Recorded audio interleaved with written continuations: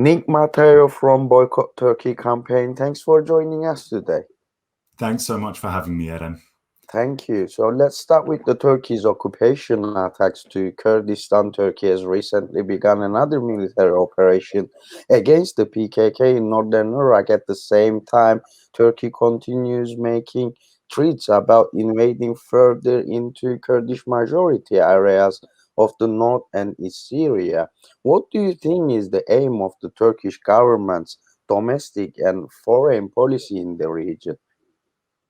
Well, the attacks that are currently taking place into the mountains of northern Iraq, southern Kurdistan, are incredibly serious, and we need to treat them incredibly seriously. They don't get the same kinds of traction in the media as attacks into north and east Syria, but they have the same level of severity, and these operations seem to be on a different scale to the operations that took place last year and earlier this year, the unsuccessful attack on the Gara region.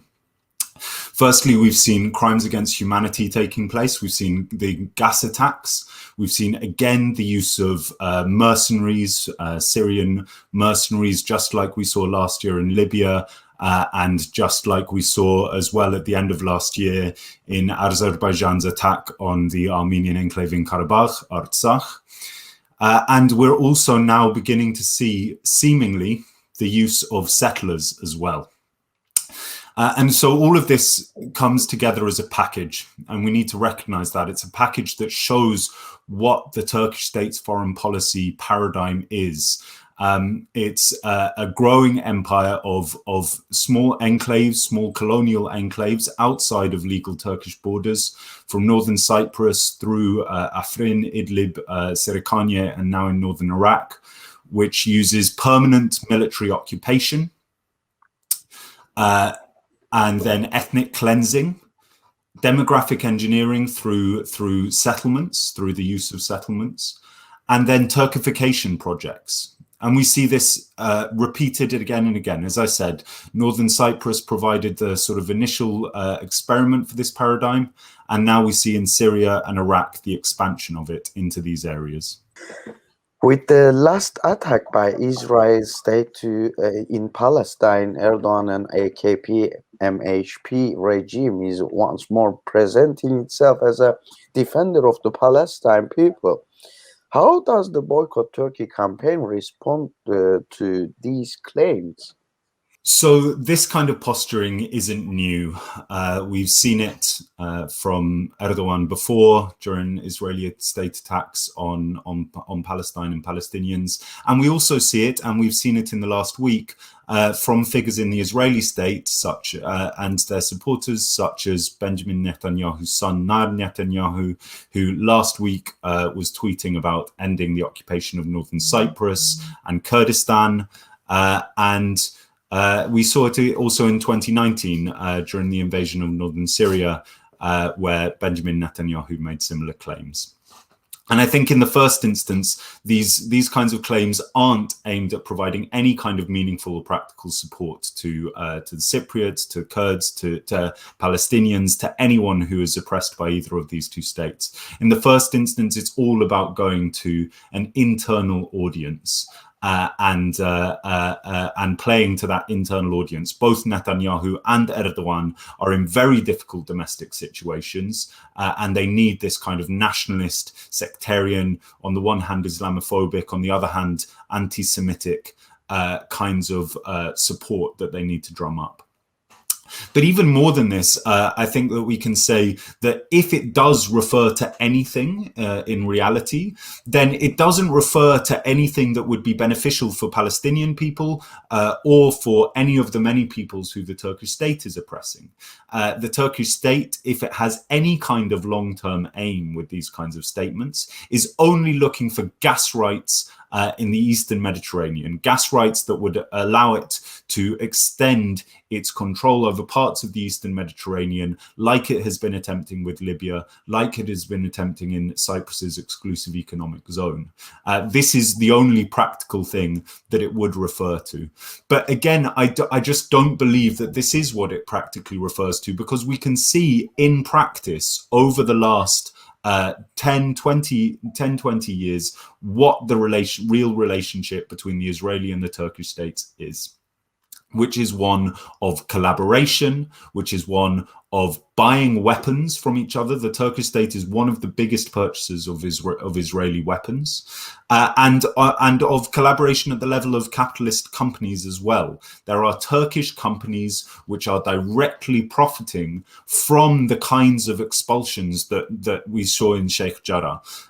So this is a complete smokescreen, and all those who oppose both the Israeli and the Turkish states should recognize that what they oppose are two sides of the same coin, and that their struggles are one. And the most demonstrable example that I can think of here was in the attack on Karabakh, on the Armenian enclave in Karabakh last year, by the Azerbaijani state, where you had Turkish and Israeli drones, weaponized drones, flying together in the skies against the Armenian forces and against the people of Karabakh, Artsakh. So that demonstrates in itself very clearly that these are not opponents. These are allies who are seeking to gain some kind of ideological benefits. What do you consider to be the significance of the HDP in Turkey, first of all? What does the repression and attacks against the HDP indicate democracy and the rule of law in Turkey? So great questions. And on the first one, I think the significance of the HDP in Turkey cannot be underestimated. The HDP comes out of a moment of common struggle in the Gezi Park protests, and out of a long history of struggle between the Turkish left and the Kurdish left in Turkey and in North Kurdistan. It's often referred to as a pro-Kurdish party. And this really doesn't do the project any kind of justice.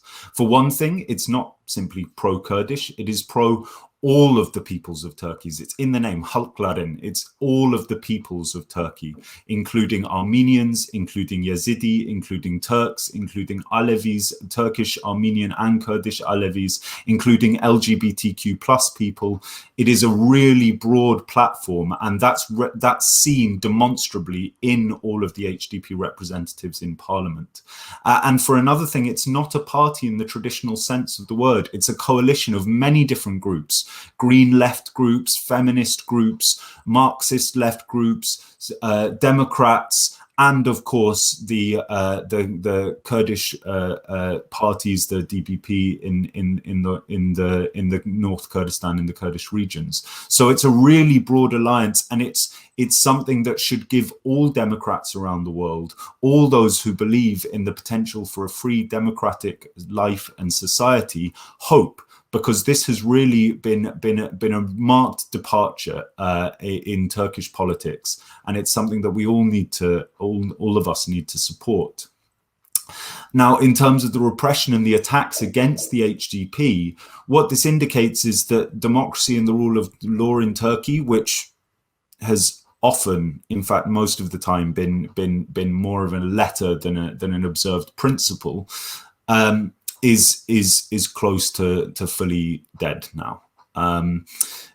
Firstly, it's very telling that this trial, that the mechanism that's being used by the Turkish state in order to try and rid itself of this broad alliance represented by the HDP, is their support for the resistance against Daesh, against Islamic State during the heroic defense of Kobani.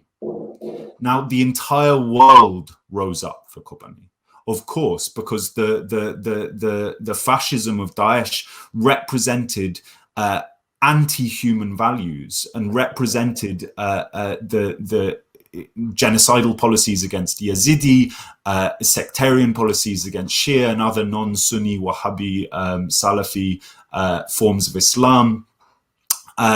And patriarchal violence against all women. Now, the fact that the Turkish state is using these protests that took place in Turkey and the statements of HDP MPs and others 6 years ago in order to try and delegitimize and ban the party shows very clearly what side the Turkish state considers itself to be on. Dear Nik Matheou from the Boycott Turkey campaign, thanks for joining us. Thank you for your valuable comments today. Thank you so much for having me again, Adam. Thank you.